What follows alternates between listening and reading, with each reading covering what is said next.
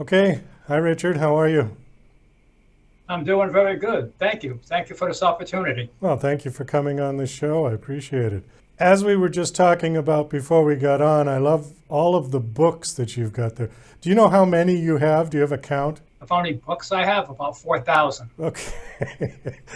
Yeah, because I mean, you look like you're at a bookstore, but you said that that's actually in your house, at your studio. That's great. That's correct. Yeah, beautiful. There's all books and no room for furniture or living. So does that go into another room or is that a mirror? I see it like an archway. Now, this is all, there's no smoke and mirrors. This is it. Okay, so that archway goes into another room with more books? Exactly. Wow. Okay.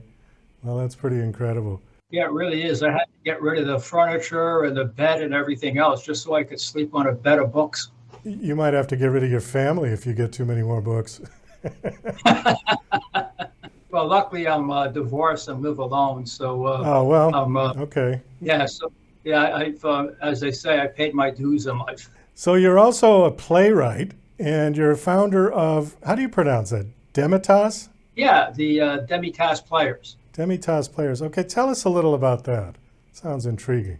Well, what happened is I was very fortunate where I grew up, like most people, in a very dysfunctional, toxic household, and it never got to me. I kept good notes. I was watching this, and I said, "Yeah, these people got some serious issues, but I'm not going to let it get to me." So years later, I mean, this was a time when people really didn't go to psychiatrists or psychologists. There was a real big taboo on mental illness. So people just lived with it, and or they made life miserable for their family and friends. So in 2016 or 2015, I came across a startling statistic that said that only 17% of adults in America qualify for being in optimal mental health. And that really hit me hard.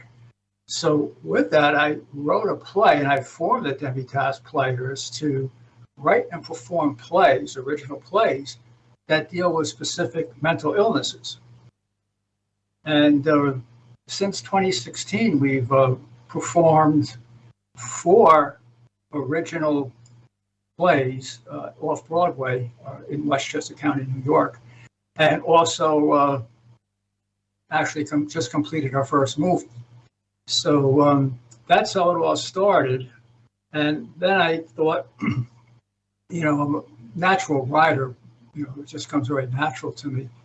So I started writing books, and I just started looking at life, the people I've come across, and I just started writing, especially in Demitasse Divorce, about the contradictions of what we'll say love relationships. I like to refer to it as a tragic joy. Mental health is a huge topic, and we're going to barely be able to brush the surface of it in this little short interview. But it has changed radically over the last, I'd say, 100 years. When you go back and think of what the outrageously cruel things they were doing to people with lobotomies and electroshock therapies and mental institutions in this country, to where we have progressed to now. But I think we still have kind of a long way to go. A lot of people have been given medication, which seems to work, but if they go off the medication, sometimes they end up worse than they were before, and they end up on the street. We're seeing a lot of homeless people who are suffering from mental illness. What sort of mental illness did you encounter? You said as you were a kid growing up, was it your parents that had Yeah, problems? I would say parents, grandparents. We lived in an extended family. My mother was a brilliant woman, but she suffered from undiagnosed Munchausen's by proxy disease, not to mention severe depression. I would say today bipolar, and a number of other illnesses, and that were very dominant. You could see as a young child, as young as 3 or 4 years old, I realized that something's not normal here.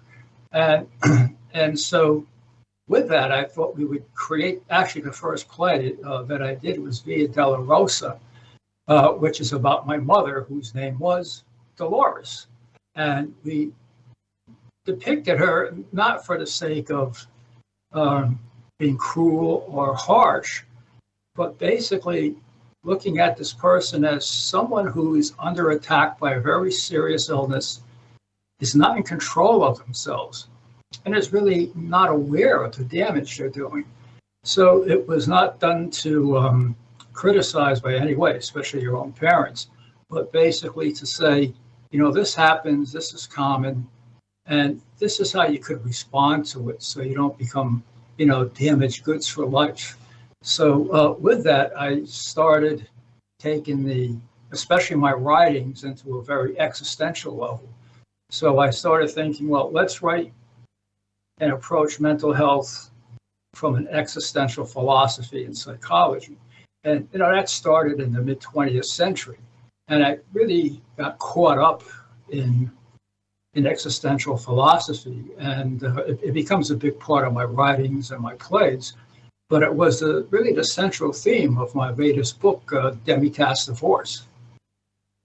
Because in this place, you see two people drawn together, total opposites. The book takes place like 1990, 1992, circa 1990 in the Hudson Valley, which I lived up there for a while, in a lovely little town called Cold Spring, right on the Hudson. And it deals with two people meeting by chance who are just, I'll say now, I can't give the theme away, getting out of two very bad marriages. And they're two totally opposite people. And they find themselves in a rather hot, torrid love affair. And they're both looking to capture in life all the things they missed out on in their relationship. So it starts out like a rather fanciful, flippant love relationship that goes on. It becomes a hot relationship. And they find themselves, they're really drawn together just for catching up on their sensuality that they felt they've lost in their marriages and before they become too old because they're reaching middle age. And then I took this and I went into the characters' heads from an existential point of view to say what's really going on in their heads. And the main character, Elia, who's a very sophisticated architect, he's a professor, he's the guy who does everything right. He's got the good character, very existential, and I write in the first person, so you hear what's really going on in his head. And he comes across, his paramour, which is quite the opposite. She's an actress, an agnostic. He tends to be spiritual, although religion doesn't play a role in the book itself. But the way to make that there was a lot of opposites there, and she was a bit of a libertine, and she was looking to capture some fun in life before, she would say, gravity set in. So they engage in a rather hot relationship.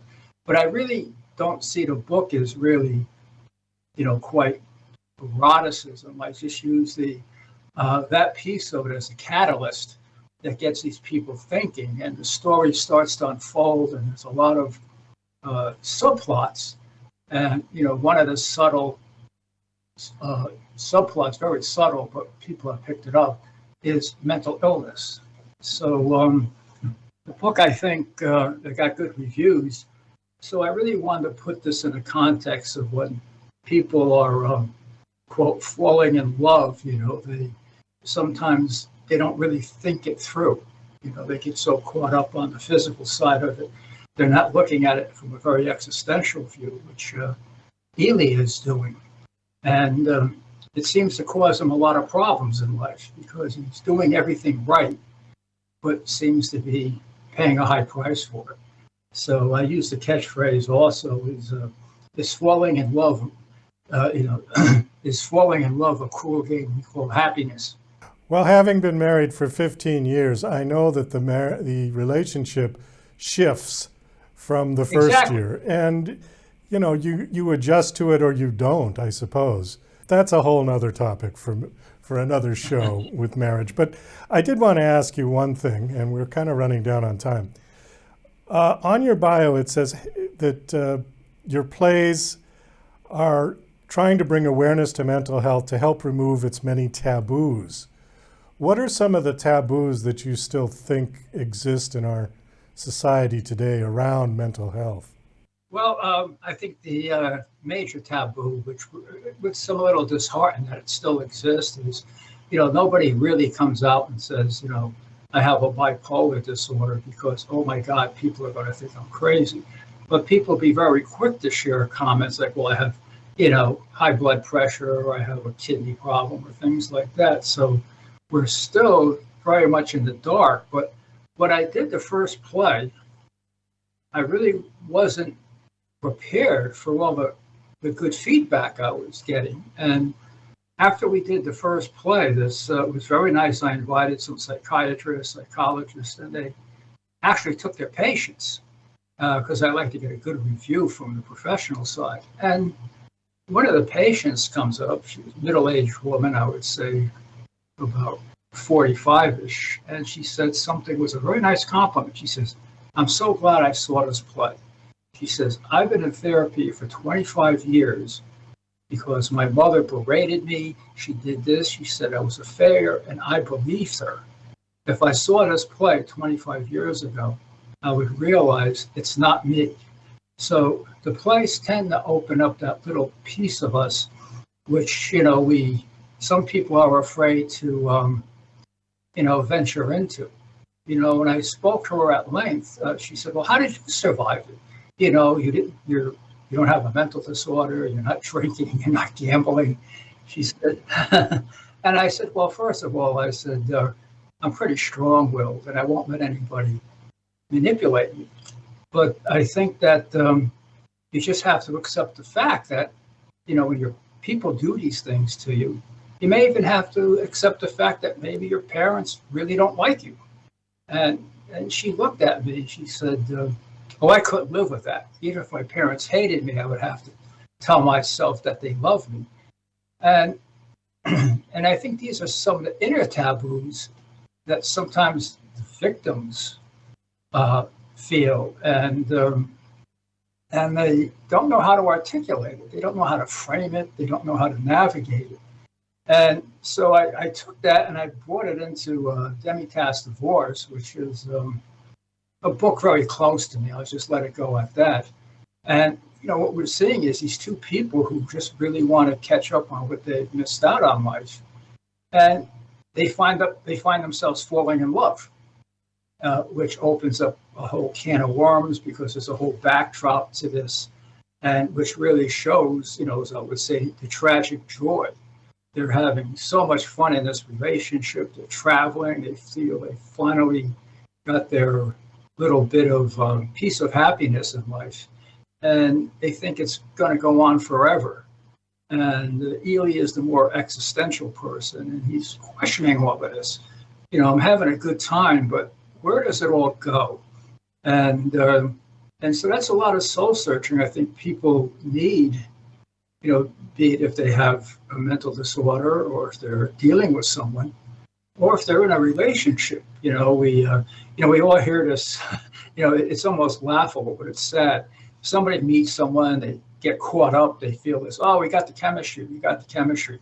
And they get so caught up on the beauty that they really don't really evaluate the person as a whole. And so they get into this relationship, or they may even get married, and after 3 or 4 years, the arguments start, and they both say, you're not the person I married. And the reality is, yes, it was. People were just very blind to it. They got caught up on a very shallow end of a relationship. So Demitasse is, it's an easy read. People said they could sit through it and read it in basically one sitting, but it hits a lot of deep topics, on a very existential level. And, I would say the book is a tragic joy at best, because it just puts relationships in in the context of people and actually what defines what we would say infidelity. So there's a little sidebar going on that's, the woman, Annie S., is a bit of a seven galley, and as sharp as Elia is, he kind of falls under that spell and gets really misled down we would like to say, a dark alley. Richard, we do have to wind this down. We are out of time, unfortunately. Do you have a website, a personal one or one for the book that you'd like to share?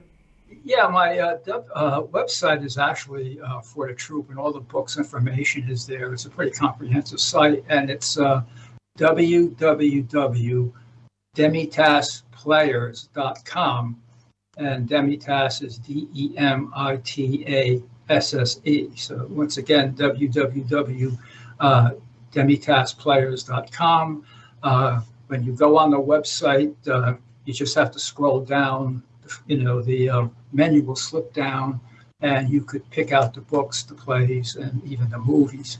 So it's pretty available. And so I welcome people to check it out, and I hope it has some socially redeeming value for everyone who's read the book and has seen the plays.